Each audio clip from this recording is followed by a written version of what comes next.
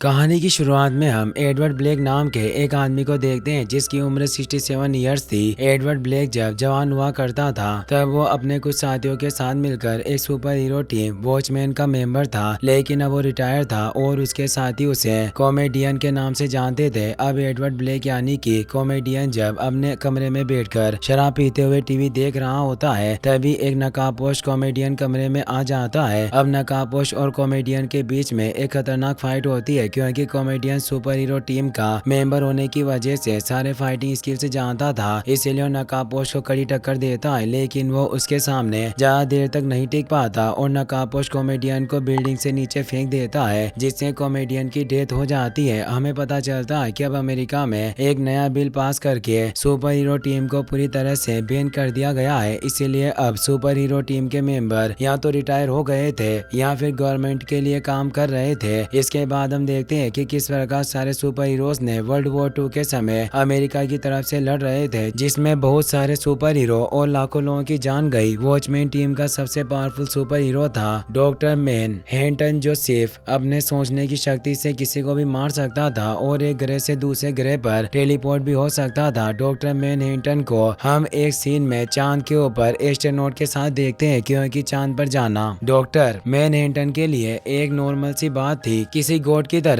Power रखने की वजह से अमेरिका हर एक जंग डॉक्टर मैनहट्टन की वजह से जीता गया और यही वजह थी कि कानून पास करने के बाद जब सारे सुपर हीरो अमेरिका में बैन कर दिए गए थे तो सिर्फ डॉक्टर मैनहट्टन ही थे जो आज भी गवर्नमेंट के साथ मिलकर काम कर रहे थे। अगले सीन में हम 1985 अक्टूबर का समय देखते हैं जहां कोल्ड वार अभी भी चल रहा था और रिचर्ड निक्सन तीसरी बार अमेरिका में राष्ट्रपति का चुनाव जीत चुके हैं। रूस और अमेरिका के बीच में दुश्मनी बढ़ती जा रही है और अमेरिका कभी भी रूस पर परमाणु हमला कर सकता है। यहाँ पर हमें यह भी पता चलता है कि वॉचमैन 1930 के दशक के एक super hero team minute man के सेकंड जनरेशन है, लेकिन सिर्फ डॉक्टर मैनहट्टन ही एक ऐसा सुपर हीरो है जो मिनट मैन के बाद वॉचमैन की टीम में भी काम कर रहे थे क्योंकि समय के साथ उनकी उम्र नहीं बढ़ती। मिनट मैन की टीम में पूरे 6 मेंबर्स थे जिनमें एक था डेन डिनबर्ग जिसका सुपर हीरो नाम था नाइट आउल। टीम की दूसरी सुपर हीरो लोरी थी जिसका सुपर हीरो नाम सिल्क इंस्पेक्टर 2 था। टीम का तीसरा सुपर हीरो एड्रियन वेड था जिसका सुपर हीरो नाम ओजीमेंडियस था। टीम का चौथा सुपर हीरो रोरसेक है जो अपने चेहरे पर हर समय एक मास्क लगाकर रखता है और उसका असली चेहरा कोई नहीं जानता। रोरसेक बेहतरीन डिटेक्टिव होने के साथ ही एक बेहतरीन फाइटर भी था जिसके काम करने का तरीका काफी हद तक बैटमैन से मिलता था। वॉचमैन के सारे सुपर हीरो के रिटायर होने के बाद अब सिर्फ डॉक्टर मैनहट्टन और रोरसेक ही थे जो अब भी एक्टिव थे और अपना काम कर रहे थे। वॉचमैन का पांचवा सुपर हीरो कॉमेडियन था जिसका किसी ने मर्डर कर दिया था और टीम का छठा और सबसे powerful super hero doctor Manhattan थे जो आज भी पहले की तरह पावरफुल और पूरी तरह से एक्टिव थे। अब क्योंकि रोरसेक आज भी एक्टिव था इसलिए कॉमेडियन के मरने के बाद उसके कातिल का पता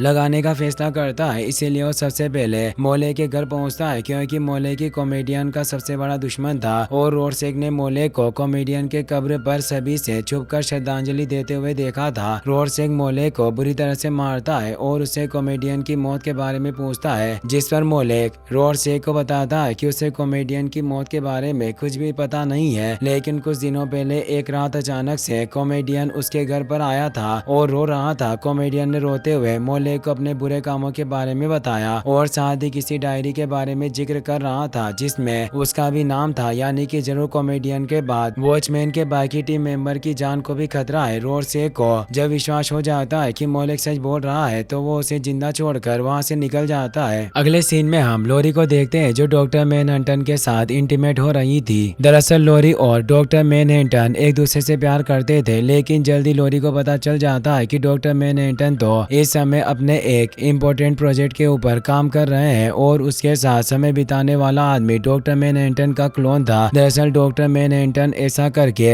एक ही समय पर लोरी को भी खुश रखना चाहते थे और जल्द से जल्द अपने प्रोजेक्ट को भी पूरा करना चाहते थे। लोरी को जब इसके बारे में डॉक्टर मैनहट्टन से पूछती है कि क्या तुम्हारे पास इतना भी समय नहीं कि मुझे टाइम दे सको, इस पर डॉक्टर मैनहट्टन लोरी को समझाते हैं कि मेरा पूरा ध्यान तुम्हारे ही ऊपर था, मैं बस जल्द से जल्द इस प्रोजेक्ट को पूरा करना चाहता हूँ जिसे मैंने और एड्रियन ने मिलकर शुरू किया है और अगर हमारा प्रोजेक्ट पूरा हो गया तो हम किसी एनर्जी सोर्स के बिना भी लोगों को असीमित ऊर्जा दे सकेंगे और इससे पूरी पूरी इंसानियत का भला होगा। लोरी को डॉक्टर मैनहट्टन की साइंस से रिलेटेड बातें बिल्कुल भी पसंद नहीं आती और वो गुस्सा होकर वहाँ से अपने बेस्ट फ्रेंड डेन से मिलने के लिए चली जाती है। लोरी के वहाँ से जाने के बाद डॉक्टर मैनहट्टन अपने सारे क्लोन को अपने अंदर एजो करके एक इम्पोर्टेंट प्रेस कॉन्फ्रेंस के लिए निकल जाते हैं। डॉक्टर मैनहट्टन जब टेलीपोर्ट होकर अचानक से प्रेस कॉन्फ्रेंस वाली जगह पर पहुंचते हैं तो वहाँ मौजूद सारे लोग घबरा जाते हैं। अब प्रेस कॉन्फ्रेंस शुरू होता है जिसमें डॉक्टर मैनहट्टन से गॉड के बारे में सवाल पूछा जाता है कि क्या गॉड होते हैं। इस पर डॉक्टर मैनहट्टन जवाब देते हैं कि मुझे नहीं लगता कि गॉड होते हैं। अब एक एक करके रिपोर्टर डॉक्टर मैनहट्टन से सवाल पूछना शुरू कर देते हैं और डॉक्टर मैनहट्टन उनके सवालों का जवाब देते हैं। लेकिन तभी एक रिपोर्टर डॉक्टर मैनहट्टन से पूछता है कि आपके संपर्क में आने वाले आपके सारे दोस्त और गर्लफ्रेंड कैंसर की वजह से क्यों मर रहे हैं। इस पर डॉक्टर मैनहट्टन जवाब देते हैं कि हो सकता है कि उन्हें पहले से ही कैंसर हो। लेकिन तभी रिपोर्टर वहां पर डॉक्टर मैनहट्टन की एक्स गर्लफ्रेंड को बुला लेता है जिन्हें भी अब कैंसर हो गया था। डॉक्टर मैनहट्टन ये देखकर पूरी तरह से हैरान थे और अब सारे रिपोर्टर्स डॉक्टर मैनहट्टन से इसके बारे में सवाल पूछना शुरू कर देते हैं। डॉक्टर मैनहट्टन को इस सिचुएशन को हैंडल करने में काफी मुश्किल हो रही थी, इसीलिए वो वहां से टेलीपोर्ट होकर मंगल ग्रह पर चले जाते हैं। मंगल ग्रह पर आने के बाद डॉक्टर मैनहट्टन को अपनी पहली गर्लफ्रेंड की याद आने लगती है जिससे अब कैंसर हो चुका था। इसके बाद हम फ्लैशबैक में डॉक्टर मैनहट्टन को पावर मिलने से पहले की कहानी देखते हैं जहां हमें पता चलता है कि डॉक्टर मैनहट्टन का असली नाम जॉन ओस्टरमैन है। जॉन ओस्टरमैन एक बहुत बड़े फिजिसिस्ट थे और इस दौरान वो अपनी पहली गर्लफ्रेंड से मिले जिससे उन्हें प्यार हो गया। डॉक्टर जॉन ओस्टरमैन एक न्यूक्लियर प्रोजेक्ट पर काम कर रहे थे ताकि रूसियों को रोका जा सके, लेकिन एक दिन वो अपना घड़ी न्यूक्लियर प्रोजेक्ट के लैब में भूल जाते हैं और जब वो लैब में अपना घड़ी वापस लेने जाते हैं तो टेक्निकल प्रॉब्लम की वजह से लैब का दरवाजा लॉक हो जाता है और अब न्यूक्लियर मशीन भी ऑन हो गई थी। जॉन ओस्टरमैन का असिस्टेंट और उसकी गर्लफ्रेंड अब चाहकर भी उन्हें बचा नहीं सकते थे और अगले पल न्यूक्लियर पावर की वजह से जॉन ओस्टरमैन की बॉडी धूल के कण में बदल कर उड़ जाती है और उनकी वहीं पर डेथ हो जाती है। जॉन के मौत से सभी लोग बहुत दुखी थे, लेकिन कुछ दिनों के बाद न्यूक्लियर लैब में एक सफाई कर्मी ने जॉन की बॉडी को फिर से जनरेट होते हुए देखा, लेकिन अगले पल वो फिर से कहीं गायब हो गए। एक दिन जब जॉन की गर्लफ्रेंड और बाकी के सारे साइंटिस्ट कैंटीन में डिनर कर रहे होते हैं तो वहाँ पर अजीब सी नीली रोशनी बिजली की तरंगों के साथ इकट्ठा होना शुरू हो जाती है और अगले पल उन सब के सामने जॉन ओस्टरमैन मौजूद थे जो अब पूरी तरह से बदल चुके थे और उनके अंदर किसी गॉड के बराबर की पावर आ चुकी थी। जॉन को इस नए रूप में देखकर उनकी गर्लफ्रेंड और बाकी लोग पूरी तरह से हैरान थे। अब जॉन को सारे काम जो इंसान करने में सालों का समय लगा देते थे उन्हें वो सिर्फ अपने थॉट से पूरा कर सकते थे, इसीलिए गवर्नमेंट ने जॉन को अपने साथ मिलकर काम करने का ऑफर दिया और दुश्मन देशों के खिलाफ उन्हें किसी हथियार की तरह इस्तेमाल किया। जॉन जल्दी पूरी दुनिया में काफी पॉपुलर हो गए और वॉचमैन के नाम से जाने जाने लगे क्योंकि वो अपना प्रेजेंट, पास्ट और फ्यूचर एक साथ देख सकते थे और उनके लिए समय का कोई मतलब नहीं था। जॉन को सारी शक्तियां न्यूक्लियर रिएक्शन के दौरान उनके हाथ में मौजूद घड़ी के साथ हुए एक रेयर रिएक्शन की वजह से मिली थी और शायद यही कारण था कि जॉन के सारे करीबी उनकी बॉडी से निकलने वाली रेडिएशन की वजह से कैंसर के शिकार बन रहे थे। अगले सीन में हम प्रेजेंट टाइम का समय देखते हैं जहां पर अमेरिका के राष्ट्रपति और बाकी सारे बड़े लीडर इस बात को लेकर चिंतित थे कि रूस कभी भी उनके ऊपर परमाणु हमला कर सकता है और इस समय डॉक्टर मैनहट्टन भी उसके साथ नहीं बल्कि मंगल ग्रह पर थे, इसीलिए अगर वो रूस के 99% न्यूक्लियर हमले को रोक भी ले तो 1% बचे परमाणु बम भी अमेरिका और पूरी दुनिया को खत्म कर सकते हैं। इसीलिए राष्ट्रपति और बाकी के बड़े लीडर मदद मांगने के लिए एड्रियन के पास जाते हैं। एड्रियन दुनिया का सबसे तेज दिमाग का सुपर हीरो और एक बिलियनियर बिजनेसमैन था। एड्रियन देश के सारे बड़े लीडर से मदद करने का वादा करता है, लेकिन अगले पल वहाँ पर एक आदमी आ जाता है जो सारे बड़े लीडर पर हमला करके उन्हें मारने लगता है। एड्रियन इस दौरान बड़ी चालाकी से उसके हमले से बचते हुए उसे मारकर नीचे गिरा देता है और उसे पूछने लगता है कि आखिर उसे किसने भेजा है और वो कौन है जो वॉचमैन के मेंबर्स को मारना चाहता है। अब इससे पहले कि वो आदमी कुछ बताता, एड्रियन खुद उस आदमी का गला दबाकर और साइनाइड खिलाकर उसे मार डालता है और किसी को पता भी नहीं चलता है कि एड्रियन ने ही उस आदमी को मारा है क्योंकि सभी को लग रहा था कि उसने सच बताने से बचने के लिए साइनाइड खाकर सुसाइड किया है। वहीं दूसरी तरफ रोरसेक को एक बार फिर से मोले के ऊपर शक होने लगता है कि जरूर मोलेक उससे कुछ छुपा रहा है और वो कॉमेडियन के कातिल से मिला हुआ है, इसीलिए वो सभी से छुपते हुए मोले मोलेक के घर पर पहुंच जाता है, लेकिन जब वो मोलेक से कुछ पूछने की कोशिश करता है तो उसे पता चलता है कि मोलेक को पहले ही किसी ने जान से मार दिया था। अब अगले ही पल वहाँ पर पुलिस ऑफिसर भी आ जाते हैं, जिन्होंने मोलेक के घर को चारों तरफ से घेर लिया था और वो रोडसेक को सरेंडर के लिए कहते हैं। रोडसेक को जब समझ आता है कि उस आदमी के जाल में फंस चुका है तो उसे और उसके टीम मेंबर को जान से मारना चाहता है, तो रोडसेक को अपने बेवकूफी पर बहुत गुस्सा आता है। रोडसेक को पूरा विश्वास था कि वो पुलिस ऑफिसर से बचकर वहाँ से निकल सकता है, इसीलिए वो सरेंडर नहीं करता है बल्कि पुलिस ऑफिसर्स पर हमला करके वहाँ से भागने की कोशिश करने लगता है। लेकिन पुलिस ऑफिसर्स की संख्या ज्यादा होने की वजह से रोडसेक उनके सामने ज्यादा देर तक टिक नहीं पाता और पकड़ा जाता है। रोडसेक को पकड़कर पुलिस स्टेशन लाया जाता है, जहाँ पर एक नेगोशिएटर ऑफिसर रोडसेक के पास आता है और उससे सबसे पहले उसके मास्क पर बनने वाले अजीब से निशान के बारे में पूछता है। ऑफिसर की बात सुनकर रोडसेक को अपने बचपन की बातें याद आने लगती है कि किस प्रकार उसकी मॉम एक प्रोस्टिट्यूट थी, जिसकी वजह से उसे बाकी लड़के बुली करते थे और गाली देते थे। रोडसेक ने अपनी लाइफ में बहुत सारे बेगुनाह लोगों और जानवरों को मरते हुए देखा था, इसीलिए बड़ा होने पर वो एक डिटेक्टिव बन गया जो क्रिमिनल को पकड़कर उन्हें मारता था। एक दिन रोडसेक जब एक किडनैप हुई छोटी बच्ची के केस को सॉल्व करते हुए किडनैपर के घर पर पहुंचता है तो उसे वहां पर उस छोटी बच्ची के खून से सने कपड़े मिलते हैं और किडनैपर के घर पर मौजूद कुत्ते इंसानी मांस को नोच नोच कर खा रहे थे। रोडसेक ये देखकर समझ जाता है कि किडनैपर ने छोटी बच्ची को मार दिया है और उसके छोटे छोटे टुकड़े करके अपने कुत्तों को खिला रहा है। रोडसेक को यह देखकर बहुत गुस्सा आता है और किडनैपर को बुरी तरह से मारता है। किडनैपर रोडसेक से कहता है कि तुम मुझे मार नहीं सकते, मुझे पुलिस के हवाले कर दो। रोडसेक जानता था कि किडनैपर को कोर्ट सजा नहीं दे पाएगी और वो किसी न किसी तरह से छूट जाएगा, इसीलिए वो खुद ही किडनैपर को मारकर उसे उसकी गलतियों की सजा दे देता है। वहीं दूसरी तरफ हम लोरी को देखते हैं जो अब डॉक्टर मैनहट्टन से गुस्सा होकर डेन के साथ रह रही थी। वैसे तो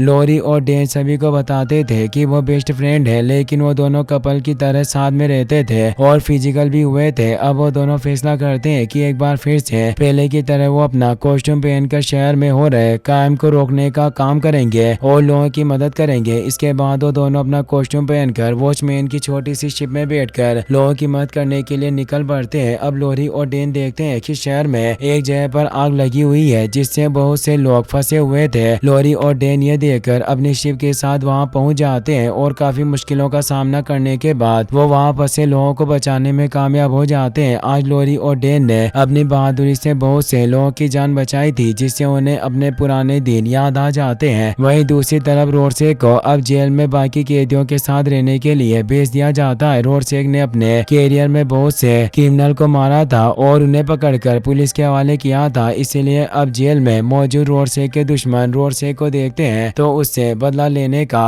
फैसला करते हैं। रोडसेक के दुश्मनों को लग रहा था कि रोडसेक अब बूढ़ा हो चुका है, इसीलिए वो उनका कुछ नहीं कर पाएगा, लेकिन वो सब गलत है, क्योंकि भले ही रोडसेक पहले से ही बूढ़ा हो चुका था लेकिन आज भी वो काफी ज्यादा खतरनाक था। रोडसेक उन क्रिमिनल को बताता है कि मैं तुम्हारे साथ इस जेल में बंद नहीं हूँ, बल्कि तुम सब मेरे साथ इस जेल में बंद हो और मैं तुम्हारे साथ कुछ भी कर सकता हूँ। रोडसेक इसके बाद जेल में मौजूद अपने एक दुश्मन को काफी ब्रूटल तरीके से मारता है, जिससे सभी कैदी बुरी तरह से डर जाते हैं। वहीं दूसरी तरफ डेन को जब पता चलता है कि रोडसेक जेल के अंदर कैदियों के साथ बंद है तो रोडसेक को जेल से छुड़ाने का फैसला करता है, इसीलिए लोरी के साथ अपने पुराने सुपर हीरो कॉस्ट्यूम में जेल पहुंच जाते हैं, जहां पर वो दोनों बाकी कैदियों से फाइट करके उन्हें बुरी तरह से मारते हैं और रोडसेक को जेल से बाहर निकाल कर अपने साथ ले आते हैं। लोरी जब डेन के साथ उसके घर पहुंचती है तो देखती है कि वहां पर डॉक्टर मैनहट्टन पहले से ही मौजूद थे जो लोरी का इंतजार कर रहे थे। डॉक्टर मैनहट्टन इसके बाद लोरी को अपने साथ लेकर वहां से टेलीपोर्ट हो जाते हैं और वापस से मार्स के ऊपर आ जाते हैं। अब क्योंकि डेन भी लोरी से प्यार करता था, इसलिए डॉक्टर मैनहट्टन का लोरी को अपने साथ ले जाना उसे बिल्कुल भी पसंद नहीं आता है, लेकिन वो कर भी क्या सकता था, इसलिए रोडसेक के साथ मिलकर उस आदमी का पता लगाने का फैसला करता है जो उसे और उसके टीम मेंबर को जान से मारना चाहता था। वहीं दूसरी तरफ हम डॉक्टर मैनहट्टन को देखते हैं जिन्होंने लोरी को मार्स पर सांस लेने के लिए उसके चारों तरफ एक सेफ्टी कवच बना दिया था ताकि लोरी मार्स पर सरवाइव कर सके। डॉक्टर मैनहट्टन इसके बाद लोरी को मंगल ग्रह पर बनाए गए एक क्रिएशन को दिखाते हैं जो कि एक जायंट मैथमेटिकल मशीन थी जो सिर्फ डॉक्टर मैनहट्टन के इशारे पर चल रही थी। डॉक्टर मैनहट्टन इसके बाद लोरी से अपने लव लाइफ के बारे में बात करते हैं और उसे बताते हैं कि जब तुमने मुझे छोड़ा तो मैं यहाँ आकर रहने लगा क्या इतना काफी नहीं है ये दिखाने के लिए कि मैं तुमसे कितना प्यार करता हूँ। दरअसल अब डॉक्टर मैनहट्टन मंगल ग्रह को भी धरती की तरह एक रहने लायक जगह बनाना चाहते थे। वहीं दूसरी तरफ रोरसेक और डेन अब उस कातिल को ढूंढने में लग गए थे जिसने कॉमेडियन को मारा था और अब उन्हें भी मारना चाहता था। इस दौरान वो दोनों एक बार में जाते हैं जहाँ वो एक आदमी से मिलते हैं क्योंकि उन्हें शक था कि जरूर वो उस आदमी के लिए काम करता है जिसने कॉमेडियन को मारा था। वो आदमी पिरामिड डिलीवरी नाम की कंपनी के लिए काम करता था और जब रोरसेक उससे पूछताछ करता है तो आदमी बुरी तरह से डर जाता है और उनसे कहने लगता है कि शायद अगला आदमी वही है जिसका मर्डर होने वाला है। वो आदमी काफी डरा हुआ था, इसीलिए रोरसेक और डेन को पिरामिड डिलीवरी कंपनी के ऊपर शक होना शुरू हो जाता है। अब रोरसेक और डेन को एड्रियन के ऊपर भी शक होना शुरू हो जाता है कि कहीं इन सब के पीछे वही तो नहीं है। अब रोरसेक और डेन एड्रियन के ऑफिस में पहुंचते हैं जहां पर रोरसेक जब एड्रियन के कंप्यूटर को हैक करके इंफॉर्मेशन निकालता है तो उन्हें पता चलता है कि पिरामिड डिलीवरी कंपनी का मालिक कोई और नहीं बल्कि एड्रियन ही है। और जितने लोग भी क्लेम कर रहे हैं कि उन्हें डॉक्टर मैनहट्टन के रेडिएशन की वजह से कैंसर हुआ है वो सभी पिरामिड डिलीवरी कंपनी के वर्कर थे। अब डेन और रोरसेक को सारी बातें समझ में आना शुरू हो जाती है कि एड्रियन के जिन वर्कर को कैंसर हुआ था वो सभी कभी न कभी डॉक्टर मैनहट्टन के करीबी थे। इसीलिए एड्रियन ने जानबूझकर अपने उन वर्कर को कैंसर की बीमारी दी थी ताकि सभी को लगे कि यह सब डॉक्टर मैनहट्टन की वजह से हो रहा है और डॉक्टर मैनहट्टन इन सब से तंग आकर दूसरे प्लेनेट पर चले जाए और एड्रियन का बिजनेस में उसके इच्छा अनुसार प्रॉफिट हो सके। एड्रियन ने इस काम के खत्म होने के बाद अपनी कंपनी में काम करने वाले साइंटिस्ट को भी जान से मार दिया था। दरअसल एड्रियन अपनी दुनिया में सबसे बुद्धिमान सुपर हीरो था जिसकी वजह से उसका कोई भी प्लान फेल नहीं होता था। रोरसेक और डेन को पता चल गया था कि कॉमेडियन को भी एड्रियन नहीं मारा था। अब रोरसेक और डेन एड्रियन के सीक्रेट बेस पर जाने का फैसला करते हैं। दरअसल एड्रियन ने बाकी दुनिया से दूर अंटार्कटिका में अपना एक बहुत बड़ा सीक्रेट बेस बना रखा था जहां वो रहता था और अपने एक्सपेरिमेंट करता था। एड्रियन के बेस पर पहुंचने के बाद रोरसेक और डेन उससे पूछताछ करना शुरू कर देते हैं लेकिन कुछ ही समय बाद उनके बीच में फाइट होना शुरू हो जाती है क्योंकि उनका शक पूरी तरह से सच था और एड्रियन ही सारी घटनाओं का जिम्मेदार था। डेन एड्रियन से कहता है कि क्या तुम्हें अंदाजा भी है कि तुम्हारी वजह से दो देशों के बीच न्यूक्लियर वॉर शुरू हो सकता है और लाखों लोगों की जान जा सकती है। इस पर एड्रियन उन दोनों को बताता है कि मैंने तो पहले ही अपना काम कर दिया है। एड्रियन उन्हें समझाता है कि किस प्रकार अब तक डॉक्टर मैनहट्टन बेपरवाह होकर अपनी शक्तियों का इस्तेमाल कर रहा था लेकिन इस दौरान एड्रियन ने डॉक्टर मैनहट्टन के पावर को एग्जॉस्ट किया और अब वो डॉक्टर मैनहट्टन की न्यूक्लियर पावर से न्यूयॉर्क, वॉशिंगटन, हांगकांग जैसे शहरों को बर्बाद करना चाहता था और इन सब का जिम्मेदार डॉक्टर मैनहट्टन को समझा जाएगा। दरअसल एड्रियन डॉक्टर मैनहट्टन की पावर की वजह से उन्हें बिल्कुल भी पसंद नहीं करता था, इसीलिए ये सब कर रहा था। अगले पल न्यूयॉर्क और बाकी शहरों के बीच में न्यूक्लियर एनर्जी का एक बहुत बड़ा सोर्स देखा जाता है और अगले पल विस्फोट होने के साथ ही न्यूयॉर्क और बाकी शहर पूरी तरह से बर्बाद हो जाते हैं और इसमें करोड़ों लोगों की जान जाती है। अमेरिका के राष्ट्रपति को जब इस घटना के बारे में पता चलता है तो उन्हें लगता है कि रूस ने